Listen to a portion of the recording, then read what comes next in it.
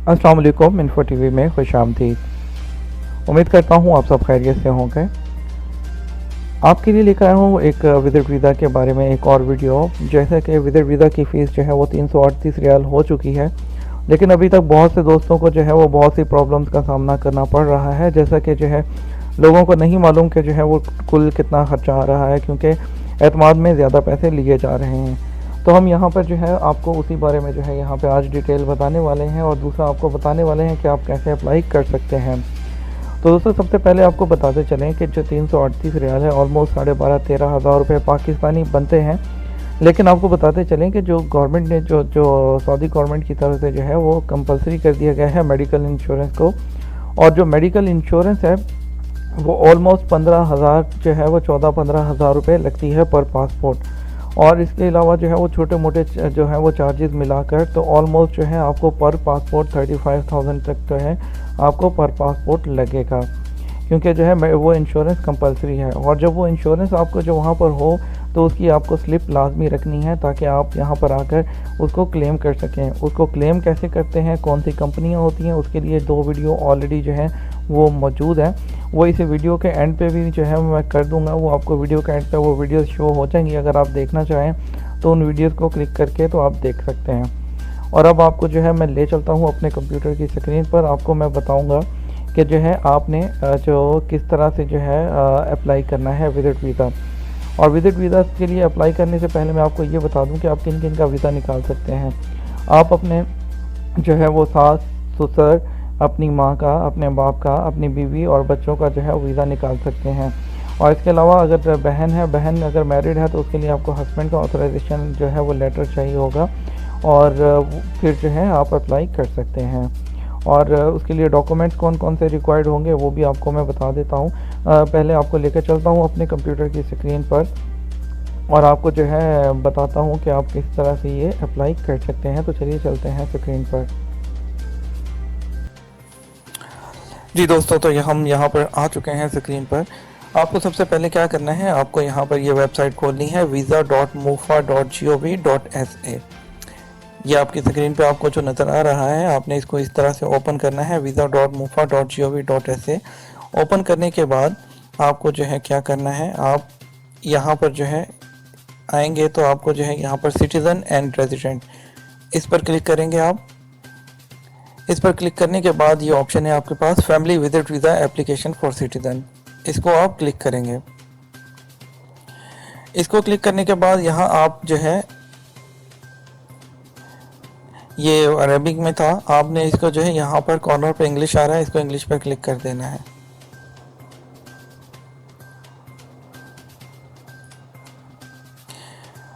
दोस्तों, ये आपको यहाँ पर इस तरह आपको ऑप्शन अगर यहाँ से जो है इंग्लिश में नहीं होता, आपने सिंपली क्या करना है, आप अरेबिक में फिल नहीं कर सकते, आपने राइट क्लिक करना है, यहाँ ट्रांसलेट टू इंग्लिश, आपने राइट क्लिक करके ट्रांसलेट टू इंग्लिश कर लेना है। ये देखें, तो ये ट्रांसलेट हो चुका है।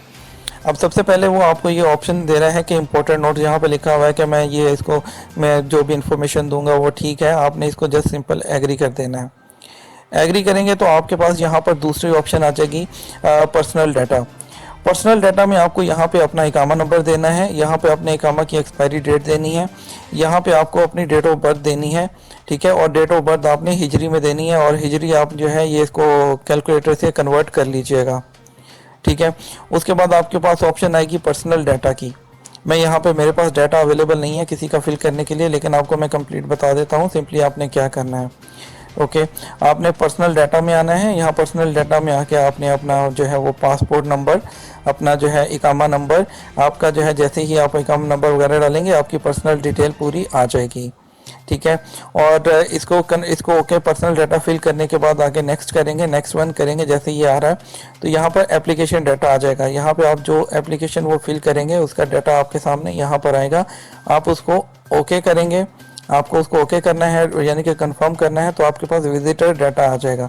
मेन चीज़ दोस्तों ये है। और यहाँ पर आपने बहुत ख्याल करना है कि जब एप्लीकेशन डाटा आप फिल करेंगे, यहाँ पर एड्रेस आपने बहुत ध्यान से जो है वो फिल करना है। और विजिटर डाटा में आएंगे जब, तो विजिटर डाटा में आपने जो है जिनको बुलाना चाह रहे हैं उनका विजिटर डाटा आएगा, उनका पासपोर्ट नंबर, नाम और उनकी जो है कंप्लीट डिटेल। यहाँ जो है आपने अपना जो है विजिटर डाटा में उनका फिल करना है। यहाँ पे पर्पज़ जो होगा वो पर्पज़ आपने फैमिली विजिट या ज़ियारा आलिया आपने यहाँ पे वो सिलेक्ट करना है। ये सब सिलेक्ट करने के बाद इसको आप ओके करेंगे तो आपके लिए वेरिफिकेशन का आएगा, पूरी एक डिटेल आपके सामने ये पेज खुल के आ जाएगा। आपने उसको जो है वेरीफाई करना है। आपके सामने उसको ओके करेंगे तो आपके सामने ये डिस्प्ले द एप्लीकेशन, ये पेज आपके सामने ओपन हो जाएगा। आपने इसको ओके कर देना है तो सिंपली एक प्रिंट आपकी स्क्रीन पे आ जाएगा, एक ऑप्शन प्रिंट आ जाएगा। आपने उसको जो उस प्रिंट को जो है प्रिंट कर लेना है और अपने कंपनी के जो एचआर को देना है।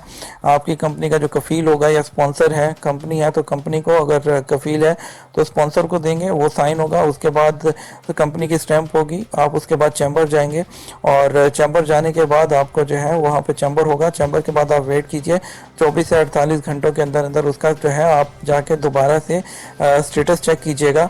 और आपको स्टेटस चेक करने का भी इसी में बता देता हूँ मैं। आप जैसे ही ये जो खोलेंगे आप इसी वेबसाइट को visa.mufa.gov.sa जैसे ही आप खोलेंगे तो यहाँ पे आपने क्या करना है, एप्लीकेशन सबमिटेड फॉर टू मुफा, यहाँ पे आपने अपना एप्लीकेशन नंबर देना है, यहाँ पर आपने अपना आईडी नंबर देना है और उसके बाद ये जो कोड लिखा हुआ आ रहा है इसको लिख के आप इंक्वायर करेंगे तो आपके सामने आपका जो वीज़ा का स्टेटस है खुल के आ जाएगा। उसके सामने अगर तो वीज़ा जो है आपका अप्रूव हो गया तो वीज़ा डॉक्यूमेंट लिखा हुआ आएगा, नहीं तो इन प्रोसेस आएगा। 24 से 48 घंटों में चेक कीजिए, अगर वीज़ा डॉक्यूमेंट लिखा हुआ है उसको ओके कीजिए।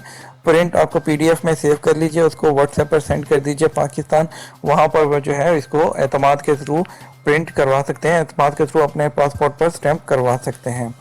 ये था एक सिंपल सा और ब्रीफ प्रोसीजर। अगर फिर भी इसमें कोई प्रॉब्लम हो आप मुझे ज़रूर कमेंट सेक्शन में बताइएगा, मैं आपको इंशाल्लाह जो है इसमें गाइड कर दूंगा।